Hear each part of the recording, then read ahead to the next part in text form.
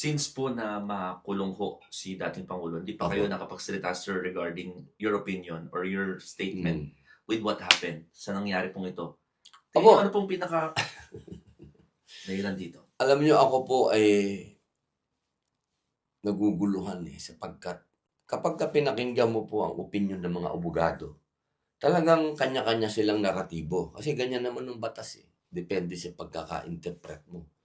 Ngayon, may depensa yung isa, may opensa yung isa, may opensa yung isa, may depensa yung isa. Pagka inabsorb mo lahat yon, malamang masiraan ka ng ulo. Kaya doon na lang po tayo sa realidad. Ano ba yung realidad? Isa lang po ang realidad dyan. Meron po tayong kalayaan, meron tayong kasarilan, at meron po tayong bansang tumatakbo. Ibig sabihin, may gobyerno po tayo. Yun po ang isang malaking katanungan. Bakit tayo nandito? Anong ginagawa natin dito sa The Hague? Anong ginagawa natin sa ICC? Tayo po ay unang republika sa Asia, tandaan po natin. Ibig sabihin, tayo po ay matandang republika na rin kung tutuusin. Tayo po ay matagal nang umaandar ang ating gobyerno. Inaamin po ba natin na wala tayong gobyerno ngayon at kailangan natin ng tulong ng mga tiga-dahig patungkol sa batas?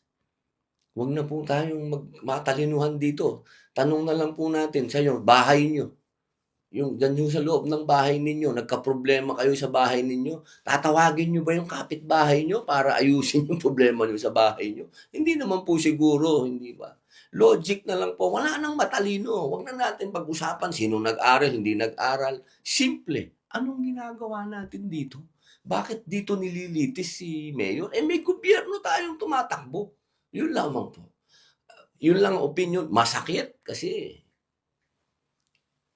malapit sa akin si Mayor. Matanda na si Mayor. Nakita ko kung paano. Hindi ko akalaing magagawa yun ng isang naka-uniforming tao sa dating Pangulong 80 years old. Napakasakit pong isipin yun. Ang pinangarap po natin kasi sa loob ng 2 linggo na yun, kasama natin si Digong na uuwi.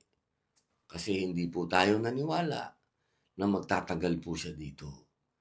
Kapag pinakinggan po natin kasi ang mga nangyari sa Pilipinas, yung hindi makatao na nangyari sa kanya, naniwala po tayo na bilang ang The Hague ay sentro ng human rights at nandito po lahat ang karamihan ng mga leftists na sinasabi po natin naniniwala sa karapatang pantao,